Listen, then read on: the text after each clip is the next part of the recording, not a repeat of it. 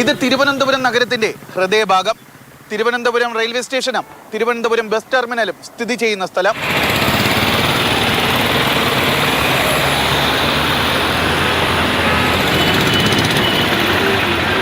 Indian റെയിൽവേയുടെ അധീനതയിലുള്ള ഈ കാണുന്ന പാഴ്സൽ കൗണ്ടറിന് നേരെ എതിർവശത്ത് കാണുന്ന ഈ സ്ഥലത്തു കൂടിയാണ് നെയ്യാറ്റിൻകര മാരായമുട്ടം സ്വദേശിയായിട്ടുള്ള ജോയ് മാലിന്യങ്ങൾ നീക്കം ചെയ്യുന്നതിന് വേണ്ടി രാവിലെ 10:30 ഇറങ്ങുന്നത്.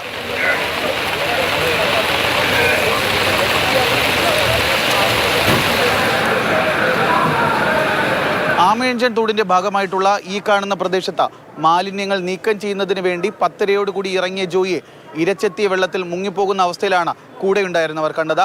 ഇതിനുള്ളിലേക്ക് റെയിൽവേയുടെ ഭാഗത്തുള്ള ടണലാണ്. ഇതിനുള്ളിലേക്ക് ജോയി അകപ്പെട്ടിരിക്കാനാണ് സാധ്യത എന്നാണ് കണക്കാക്കപ്പെടുന്നത്.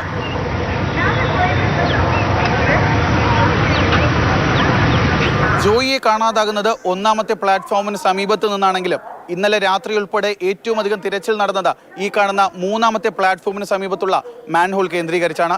റെയിൽവേ അധികൃതർ ഈ കാണുന്ന മാൻഹോളിനുള്ളിൽ ഒരു തടയണ സ്ഥാപിച്ചിട്ടുണ്ടായിരുന്നു, മാലിന്യങ്ങൾ പുറത്തേക്ക് ഒഴുകാതിരിക്കാൻ. അതുകൊണ്ട് തന്നെ ഈ ടണലിനുള്ളിൽ അകപ്പെട്ട ജോയ് ഇവിടെ തങ്ങിക്കിടക്കാമെന്നാണ് കരുതപ്പെട്ടിരുന്നത്.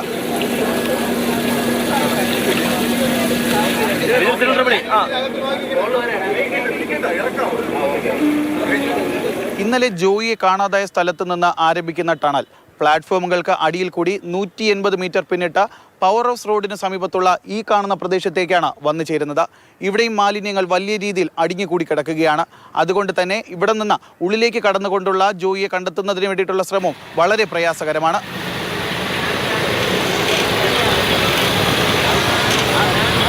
അഞ്ചാമത്തെ പ്ലാറ്റ്ഫോമിന് സമീപത്ത് കൂടി ആമയിഞ്ചൻ തോടിലേക്ക് ഒഴുകിയെത്തുന്ന പ്ലാസ്റ്റിക് മാലിന്യങ്ങളും മലിനജലവും നേരെ ഒഴുകിയെത്തുന്നത് പവർ ഹൗസ് റോഡിന് സമീപത്തുള്ള ഈ കാണുന്ന പ്രദേശത്തേക്കാണ്.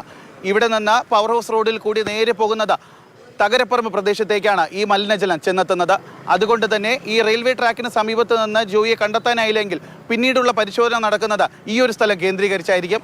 രതീഷ് വെൺപകലിനൊപ്പം ജിബിൻ JB, മാതൃഭൂമി ന്യൂസ്, തിരുവനന്തപുരം.